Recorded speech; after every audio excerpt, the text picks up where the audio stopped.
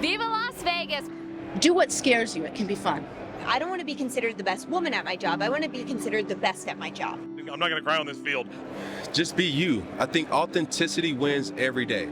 I love all of these women here. So yeah. Let's change some lives. Welcome to the GALvanize corner of Radio Row. We are very excited to have you. Over here, we are all about the who, not the do. Okay. How do we kind of normalize like women sticking up for themselves but for others as well?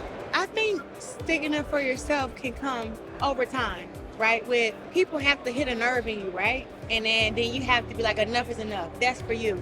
But when it comes to sticking up for other women, not just yourself, I think that comes with not being selfish. Actually wanting to stand up for something bigger than yourself.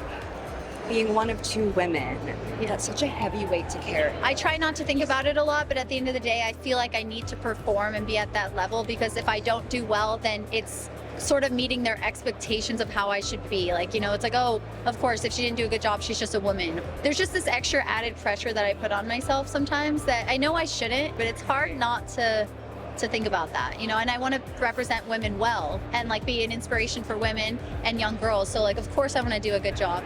You guys know you're in the sport, you play the sport. I mean, you guys know how incredible it is to see the locker room. The negative perception that was when I was growing up about what these NFL football players are doing and getting arrested and domestic violence, drugs.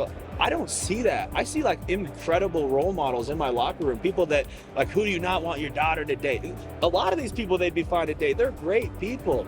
And that's the message that I really like with GALvanize is you guys get to hear us and tell our stories and show the world that like you can think those things you want about NFL players, but like we're some of the best cream of the crop. We wouldn't be where we are if we didn't have characteristics and values that got us here. We didn't get here on our talent alone. Those locker rooms are filled with really cool people doing really cool things and really cool communities.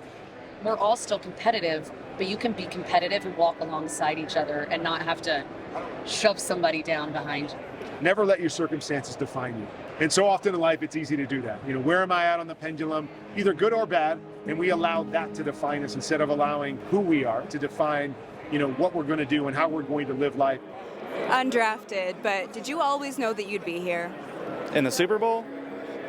No, I did not always know I was going to be in the Super Bowl. Very, very thankful that I am, especially 2 years in a row. I can't even put into words how awesome that is. I went to a little teeny high school. I graduated with 77 kids, went to a military academy, so nothing said NFL in that script. That probably is the toughest, hardest, scariest thing I ever did. Sometimes you have to be comfortable being uncomfortable. That's the truth. And it's hard though to do that. I'm glad I experienced it when I was young. So when I do reach those hard times, I can look back a little bit and say, man, I've been through this before. I know what it may take. It might be different, but you stay to yourself, you'll be all right. Obviously, it's natural to worry about what people think of you and, how you're perceived. But, I've really reached that point where I don't really care anymore. So I think if you can find that inner strength to know that you're doing great work and to continue to grow in your profession, I think that's all that matters. And there's going to always be people, the naysayers and the haters or whatever, but, they say if you don't have haters, you're not popping. So I guess it's always a good thing to have some people that's doubting you. That is true. When you think about your legacy beyond your job, what do you hope to be remembered for? You're going to get me to cry. When I'm gone, I just want people to wish I was there, like for fun. Just like I want them to open a bottle of champagne when the sun's setting and go, God, it would be cool if Bert was here, Or like when we're at the store and we're backstage and I'm gone and there's a bunch of younger comics and they're laughing. They're like, yeah, man, Bert walking in with a couple shots would be fun. That's it. I want my daughters to feel that. Like, Dad would have been a blast right now.